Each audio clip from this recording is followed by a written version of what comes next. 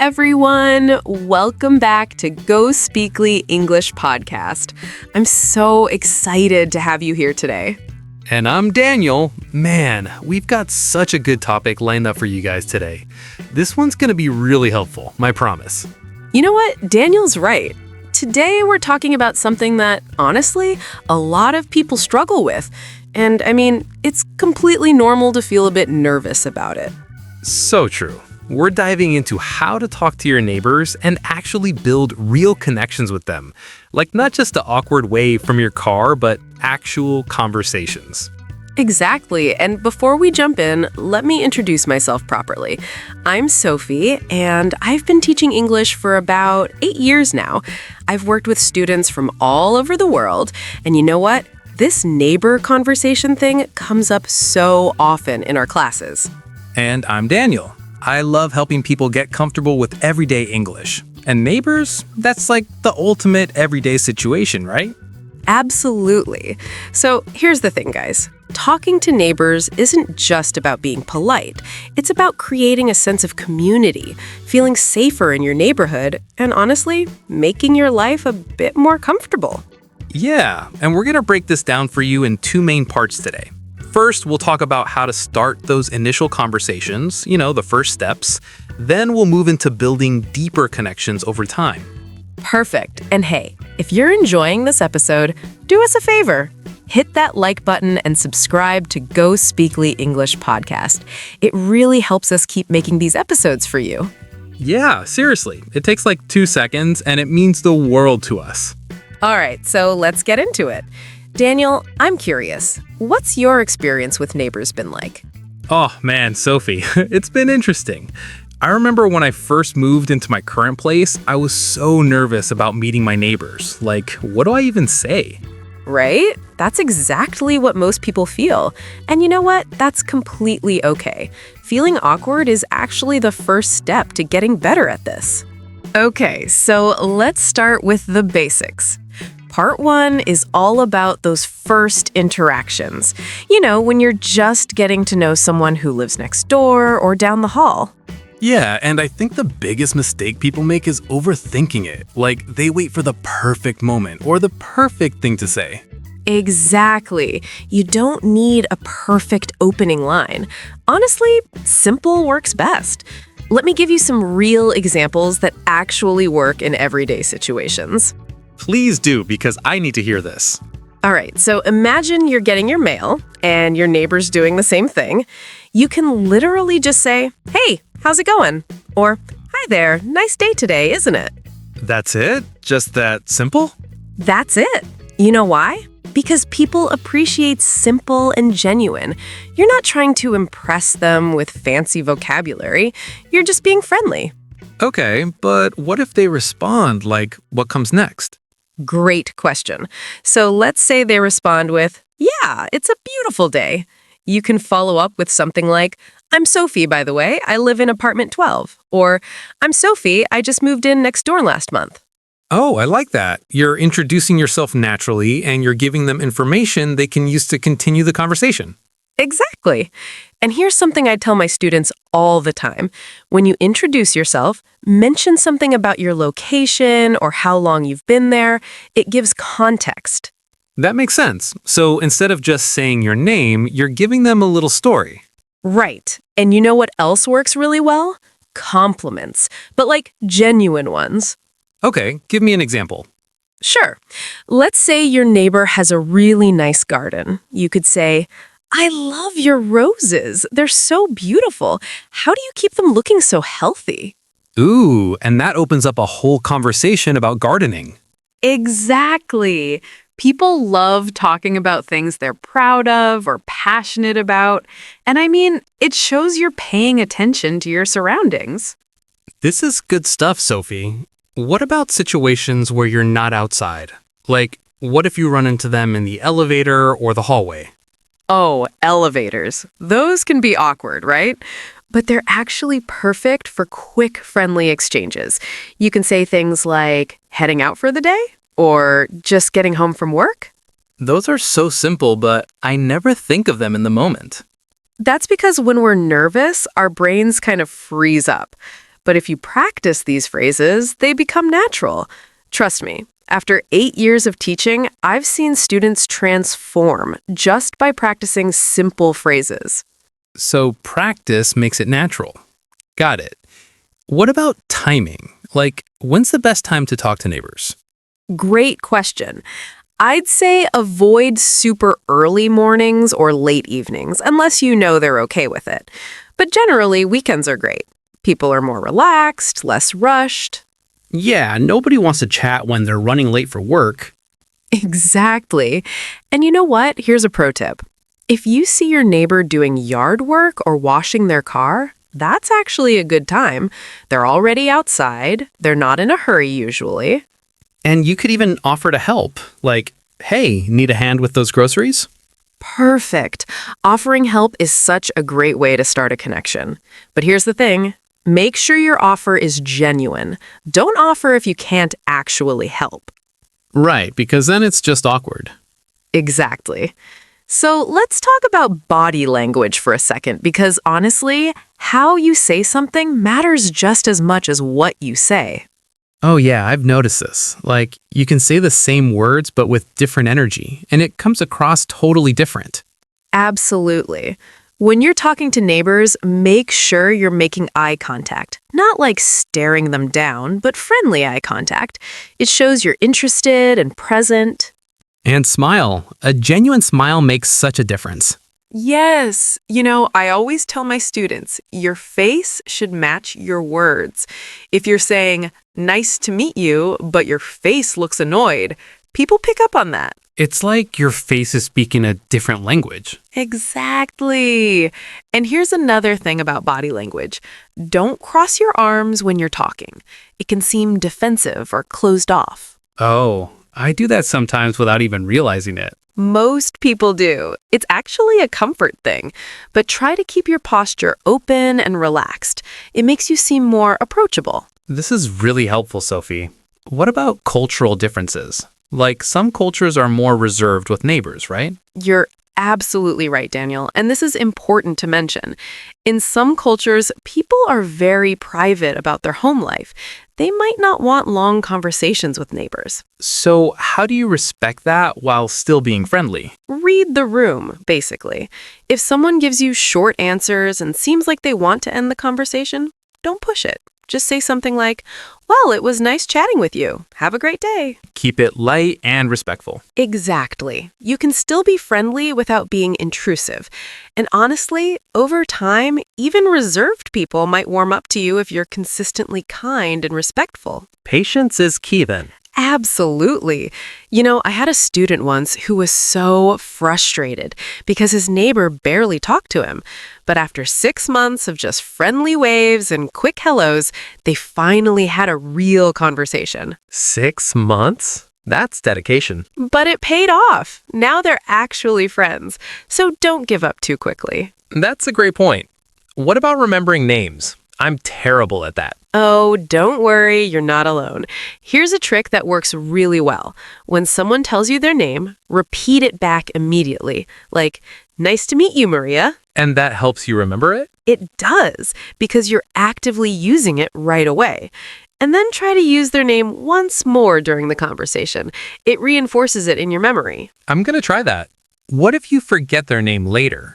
Honestly, just be honest. Say something like, I'm so sorry. I know we've met before, but I'm blanking on your name.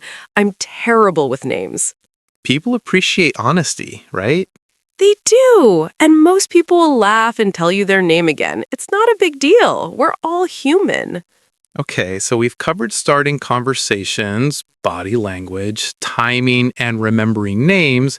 What about topics to avoid? Good thinking, Daniel. Yeah, there are definitely some topics you want to stay away from in those first conversations. Like politics, I'm guessing. Definitely avoid politics. Also, religion, money, really personal health issues. Stick to neutral topics at first. So what are good neutral topics? Weather is classic for a reason. It's something everyone experiences. Pets are great if they have one. Local events, like, did you hear about the farmer's market this weekend? Oh, local stuff is smart because you have that in common. Exactly. You could also talk about the neighborhood itself. Like, have you been living here long? Do you know any good coffee shops nearby? That's asking for advice, which people usually like giving. Exactly. People generally enjoy being helpful. And when they recommend a place to you, you can actually go check it out and then mention it next time. Like, hey, I tried that coffee shop you recommended. It was amazing. Oh, that's a great follow-up conversation. See, you're getting it. It's all about building little threads of connection over time. This is making so much sense. What about kids? If someone has kids, is that a good topic? It can be. If you see someone with their kids, you can say something like, your kids are adorable. How old are they? Most parents love talking about their children. But you gotta be genuine about it, right? Absolutely. Don't fake interest in kids if you're not actually interested. People can tell. But if you genuinely think their kid is cute or you're curious, go for it. What about pets? I feel like pets are easier to talk about than kids sometimes. Oh my gosh, yes. Pets are such great conversation starters. If your neighbor is walking their dog, you can say, what a beautiful dog. What's their name? What breed are they? And dog owners love talking about their dogs. They really do. And honestly, having a dog yourself can make meeting neighbors so much easier. You run into the same people at the dog park or on walks. So pets are basically social connection tools. Basically. All right, let's talk about some common mistakes people make in these first conversations. Yes, please. I want to know what not to do. Okay, mistake number 1, talking too much about yourself. You know, when someone asks how you are and you launch into your entire life story. Oh yeah, I've been on the receiving end of that. It's overwhelming. Right? Keep your first conversations balanced. Share a little about yourself, but also ask questions and let them talk. It's a two-way street. Exactly. Mistake number 2, being too invasive with questions. Don't ask things like, how much did you pay for your house? Or why did you move here? Those feel too personal for a first conversation. They are. Save the deeper questions for when you know someone better. Mistake number 3, complaining. Even if you have legitimate complaints about the building or neighborhood, don't start with that. Nobody wants their first impression of you to be negativity. Exactly. Save the complaints for later, if ever. Start positive. What about using phones during conversations? Is that a mistake? Oh, absolutely. If you're talking to someone, put your phone away, or at least don't look at it. It's so rude when someone's checking their phone while you're trying to talk to them. Yeah, it says the message that you're not really interested. Precisely. Give people your full attention, even if it's just a 2-minute conversation. They'll remember that. These are all really practical tips, Sophie. I feel like people could actually use these today. That's the goal. You know, I always tell my students, the hardest part is just starting. Once you have that first conversation, the second one is easier, and the third one is even easier. It builds momentum. Exactly. And pretty soon, you're not even nervous anymore. It becomes natural. All right, so we've covered those initial conversations. Now let's talk about part 2. How do you turn those quick hellos into actual friendships? Yes, this is where it gets really interesting. Because honestly, anyone can say hello. But building a real connection, that takes a bit more effort. So where do we start? I think consistency is the foundation. You can't have one great conversation and then ignore your neighbor for 3 months. You need to show up regularly. What does that look like practically? It means when you see them, you acknowledge them. Wave, smile, say hello. Even if you don't stop for a full conversation every time, that consistent friendliness matters. So you're building familiarity over time. Exactly. And you know what helps? Remembering details from previous conversations. Like if they mentioned they were going on vacation, ask about it when you see them again. Oh, that's good. So if they said they were visiting family in Texas, you could say, hey, how was your trip to Texas? Perfect. That shows you were actually listening and you care. People really appreciate that. I bet they do. It makes them feel valued. Absolutely. And here's something else that works really well: sharing things. And I don't mean big, expensive things. I mean, like, if you bake cookies, bring some to your neighbor. Oh, food is such a universal connection tool. It really is. I had a neighbor once who would bring me tomatoes from her garden. Such a small thing, but it made me feel so welcomed and appreciated. And then you naturally want to reciprocate, right? Exactly. It creates this positive cycle of kindness. You could also share things like, "Hey, I got too many oranges at the market. Would you like some?" That's so thoughtful. What about inviting neighbors to things? Great segue. Yeah, invitations are the next level.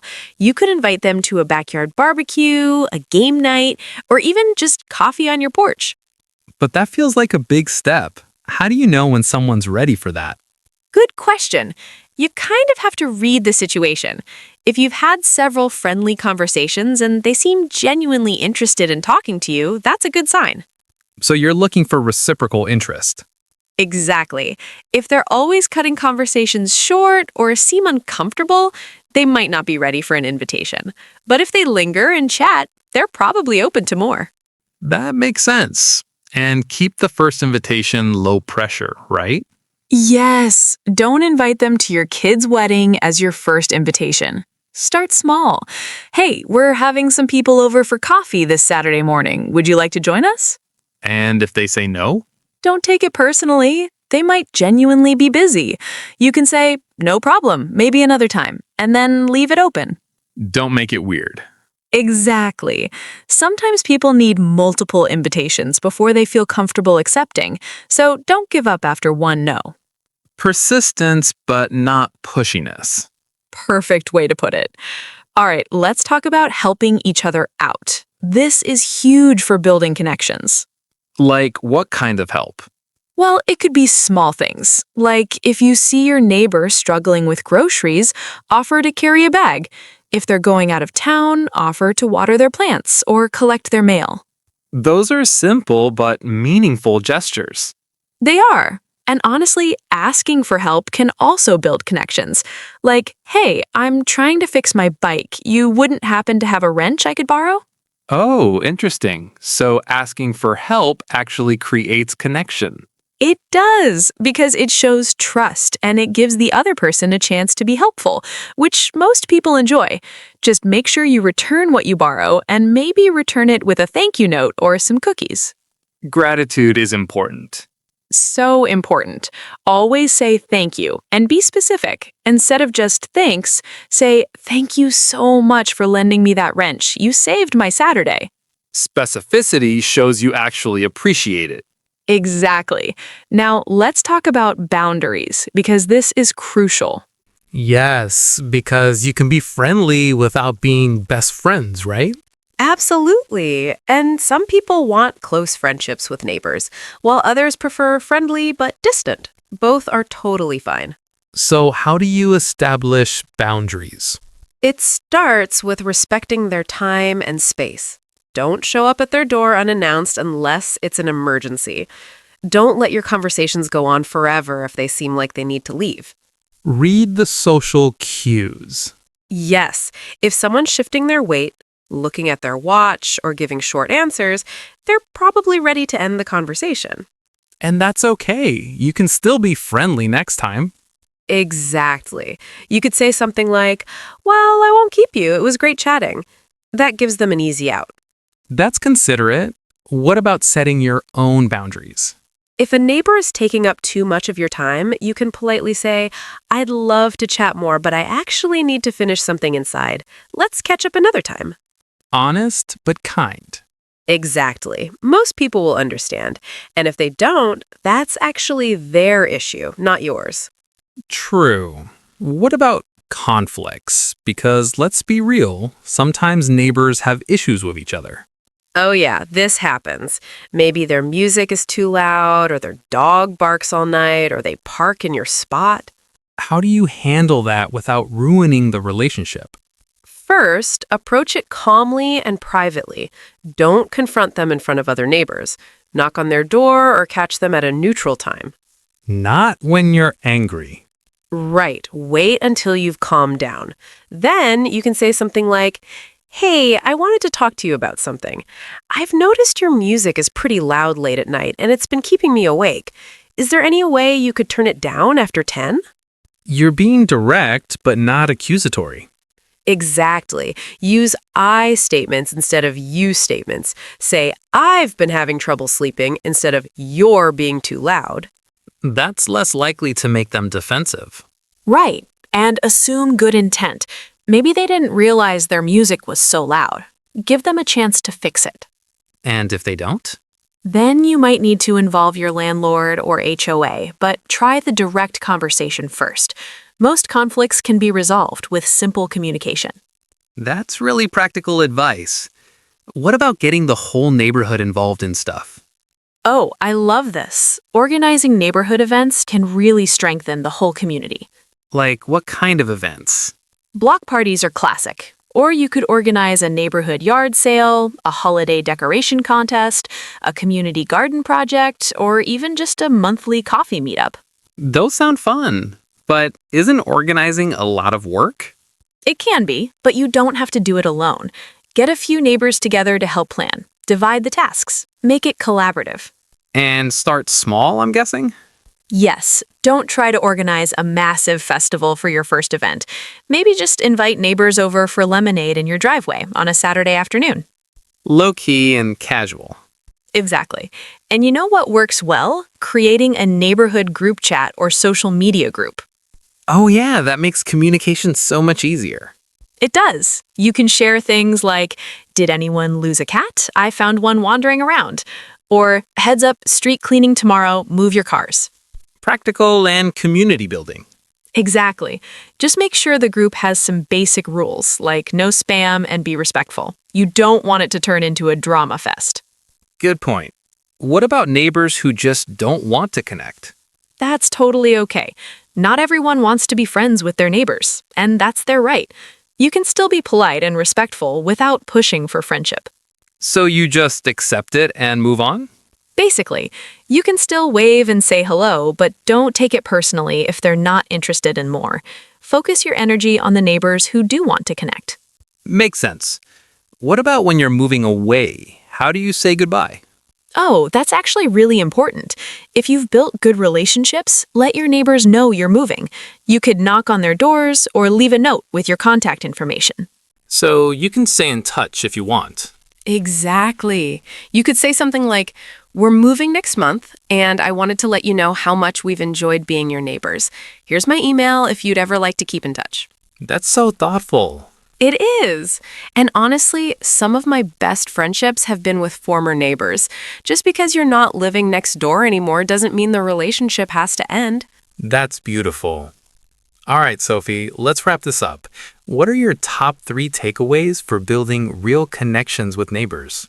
Okay, number 1. Start simple and be consistent. You don't need grand gestures, just regular, friendly interactions. Love it. Number 2? Number 2, be genuine and respectful. Don't fake interest and always respect people's boundaries and time. And number 3? Number 3, invest in the relationship over time. Share things, help each other out, and create opportunities for connection. Real friendships don't happen overnight. Those are perfect. And honestly, this applies to more than just neighbors, right? These are just good relationship skills in general. Absolutely. These skills translate to so many areas of life. You know, after 8 years of teaching, I've seen how much confidence in English and confidence in connecting with people go hand in hand. That's so true. When you can communicate well, you can build better relationships. Exactly. And that's what we're all about here at GoSpeakly English Podcast. We want to help you not just learn English, but actually use it to create meaningful connections in your life. So guys, we really hope this episode helped you. Talking to neighbors doesn't have to be scary or awkward. Not at all. Just remember, everyone starts somewhere. Your neighbor is probably just as nervous as you are about making conversation. And you know what? The worst that can happen is a slightly awkward 30-second conversation. The best that can happen is you make a real friend. Exactly. So take that first step. Say hello. ask how their day is going. You might be surprised at what happens. And if you enjoyed this episode, please hit that like button. It really helps us out. And subscribe to GoSpeakly English podcast so you don't miss any future episodes. We're creating content to help you speak English confidently in real-life situations. We've got so many more topics coming up, you guys. You're gonna love what we have planned. We really do. And hey, if you have a specific topic you'd like us to cover, leave a comment and let us know. We love hearing from you. All right, everyone. Thanks so much for listening today. Thank you. Now go out there and talk to your neighbors. You've got this. See you in the next episode. Bye, everyone.